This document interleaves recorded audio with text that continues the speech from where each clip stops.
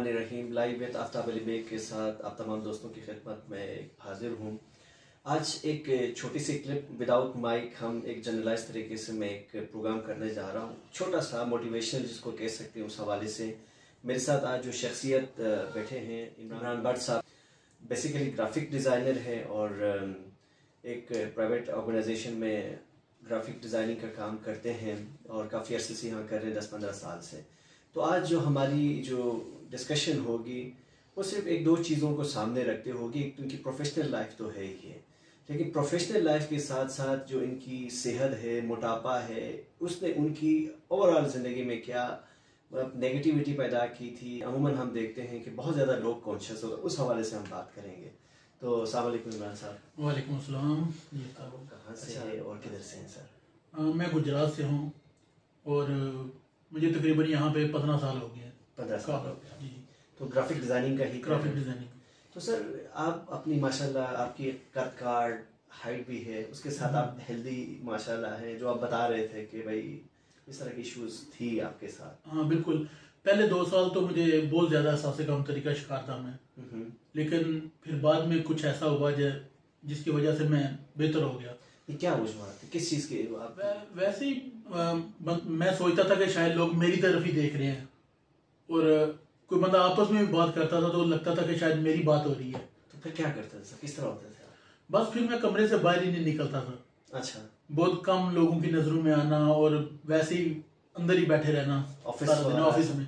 जब सारे लोग छुट्टी करके चले जाते तो एंड पे बाहर निकलना, इस तरह की बातें। अच्छा, तो क्या जहन में क्या बात आती थी वैसे, क्या ज्यादातर वैसे क्या फील होती थी? बस एक खालीपन सा था। अच्छा। हाँ। नहीं, ये सेहत, ये मोटापा बचपन से था या बाद में इस तरह हुआ?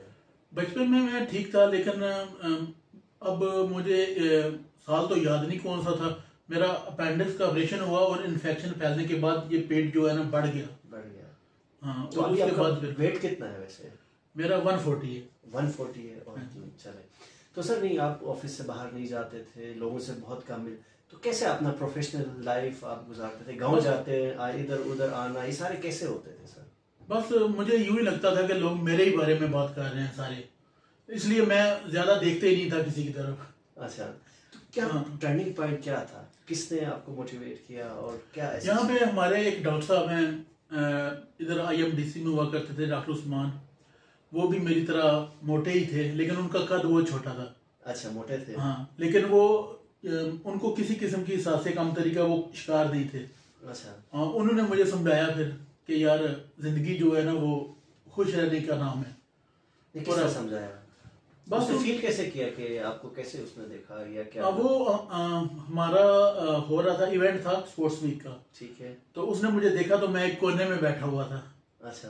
तो वो मेरे पास आए, उन्होंने कहा कि जी भट्ट साहब आप आए ना हमारे साथ खेले आके नीचे ग्राउंड में।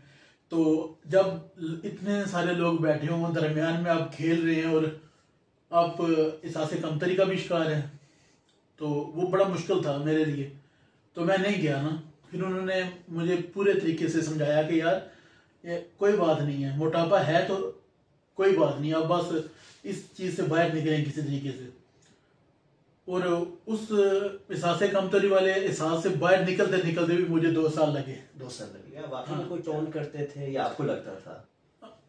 ज्यादातर नहीं करते थे, बस मुझे ऐसे ही लगता था कि शायद मेरे लिए कर रहे हैं। कोई बंदा मतलब कोई बंदा अपनी बात पे हंस रहा है ना, तो वो भी लगता था कि शायद मेरी वजह से हंस रहे हैं। अच्छा, तो क्या अब जो हमारे दूसरे जो सुनने वाले हैं, देखने वाले हैं, बहुत सारे ऐसे लोग हैं जो डिफरेंट इस तरह की चीज़ों पे हैं, कोई बहुत ज़्यादा पतला है, कोई बहुत ज़्यादा मोटा है, किसी को क्या है, तो उनको क्या कहें, कैसे निकले इन चीज़ों से? बस ये देखिए, जिंदगी है और एक पल का भी नहीं पता क्या होगा। तो सारी जिंदगी बंदा पीछे पीछे रह के ना जिंदगी को ऐसा क्या कहते हैं उसको, जिंदगी को खराब ना करें, बस जिंदगी एंजॉय करें और मतलब इस एहसास कमतरी से निकलने की पूरी कोशिश करें। मैंने तो अपनी जिंदगी को संवार लिया है, अब मैं लोगों को भी हंसाता हूँ, खुद भी हंसता हूँ। ठीक है, तो पहले मुझे लगता था कि लोग सिर्फ मुझ पे ही हंस रहे हैं। तो क्या मैंने अपने आप को इस काबिल बनाया कि वो लोग जो मुझ पर हंसते थे वो आज एक एक मिनट के लिए मेरे पास आते हैं कि ये काम कर दो, वो काम कर दो। मैंने इस फील्ड में आया, ऑफिस लाइफ में आया, जब मैंने आके अपने आप को इम्प्रूव किया, बहुत सारे सॉफ्टवेयर मैंने सीखे क्योंकि ये बहुत ज़रूरी था।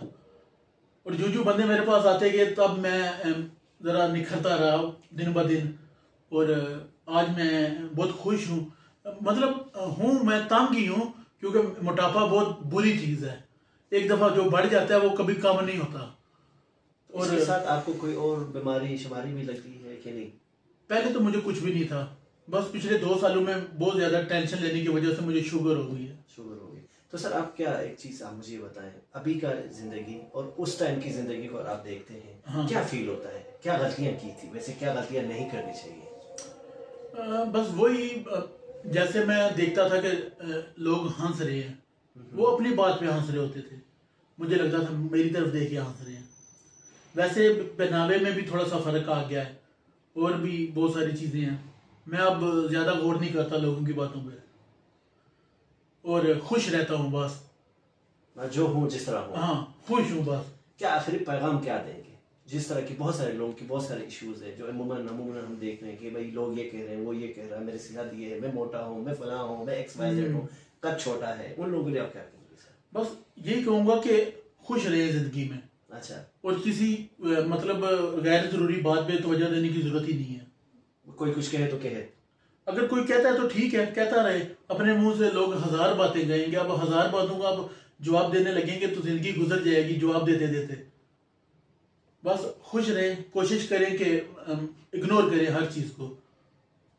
जिंदगी इसी चीज का नाम है। बहुत शुक्रिया।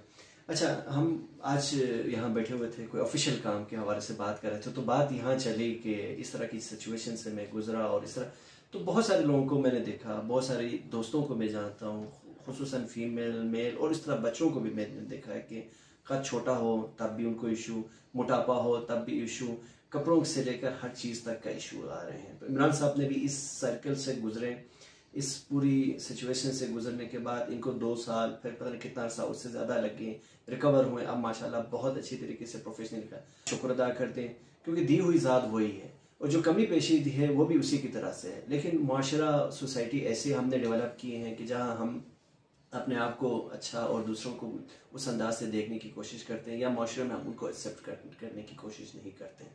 यही पैगाम एक और किसी और वीडियो के साथ फिर आएंगे। अल्लाह हाफिज़।